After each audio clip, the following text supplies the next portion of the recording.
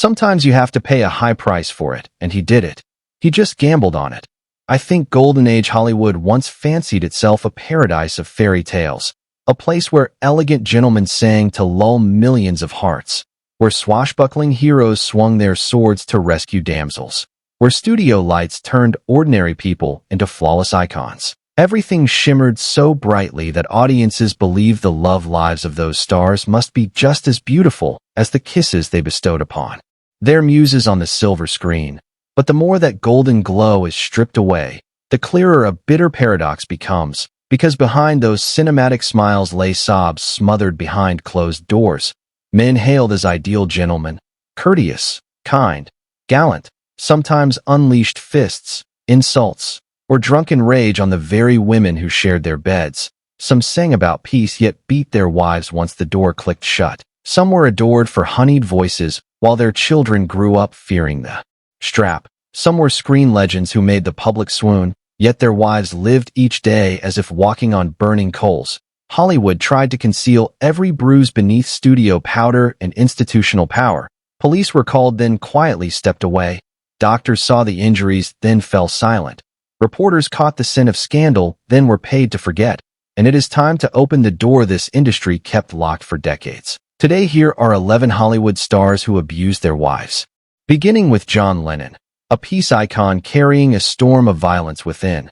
From the moment the Beatles appeared, the narrative cast John Lennon as the voice of a generation longing for peace, standing amid a sea of people singing songs that made millions believe love could change the world. When Lennon and Yoko lay in a hotel bed calling for an end to war, the planet seemed to exhale pure love in an age of chaos. Until a 1980 interview shattered the image when Lennon admitted he used to be cruel to his woman, physically abusive, a hitter who could not express himself, a violent man who later regretted what he had done, a confession that cracked the face of the man who sang "Give Peace a Chance," because inside that peace icon was a storm not easily tamed. A storm Cynthia, his first wife, felt early as tenderness faded and temper replaced affection, forcing her to measure every step at home. While the world saw a musician who moved history, inside the kitchen lived a husband whose moods demanded silence.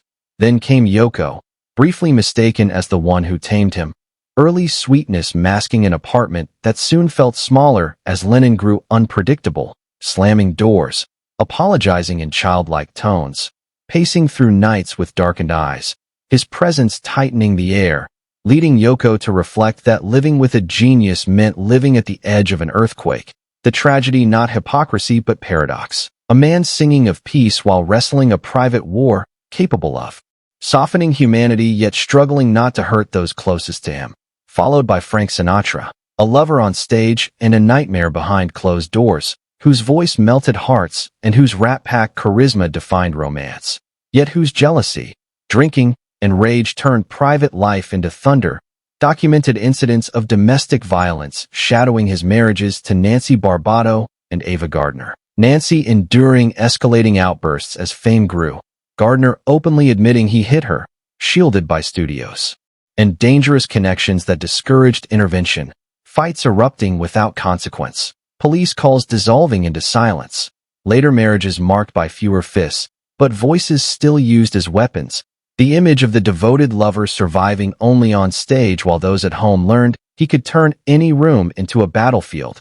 Then Bing Crosby, America's on-screen father, whose warm voice and cardigan smile hid a household ruled by fear, as revealed by son Gary Crosby's memoir describing physical and emotional abuse, systematic violence masked as discipline, belts, boards, straps weighted for pain, children living in terror, a wife unable to protect them, Paramount burying rumors to preserve the gentle father image, Dixie Lee dying without speaking, siblings later confirming the abuse, lives unraveling into addiction and tragedy, followed by Spencer Tracy, a screen icon of integrity undone by alcoholism, volatile and frightening behind closed doors, his marriage to Louise, hollowed by drinking and rage, separation hidden while a long affair with Katharine Hepburn was romanticized, Hepburn herself living on eggshells, becoming an emotional caretaker to a man Hollywood kept spotless through silence and influence, a monument of virtue built over fear.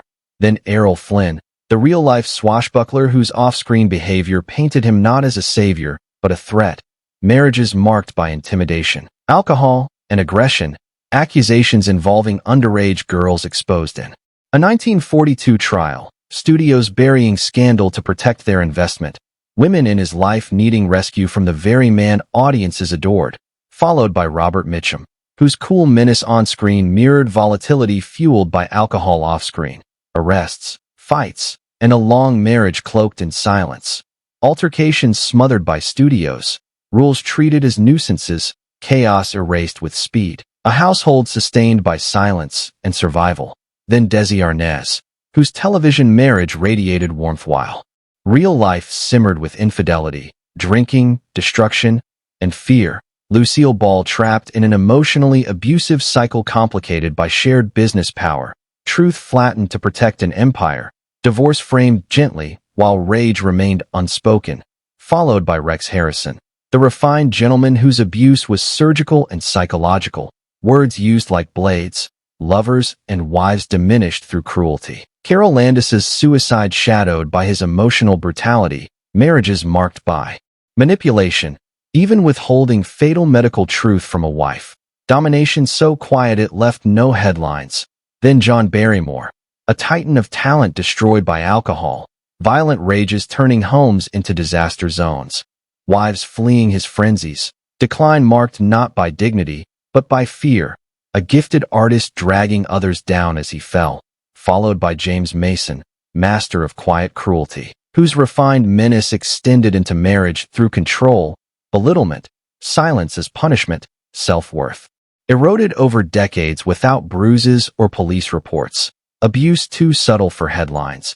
And finally Wallace Beery, whose gruff warmth was only a role, as Gloria Swanson later alleged severe violence, including a miscarriage caused by his punch, a truth spoken decades later with nothing to gain, studios having buried any hint to protect a profitable image. A final reminder that Golden Age Hollywood glittered brightly enough to hide every shadow, celebrating men as heroes while those under their roofs lived in fear, a system powerful enough to silence victims and preserve legends. Time eventually peeling back the illusion to reveal that art and accountability are not the same, and that the pain endured behind those perfect smiles deserves to be remembered.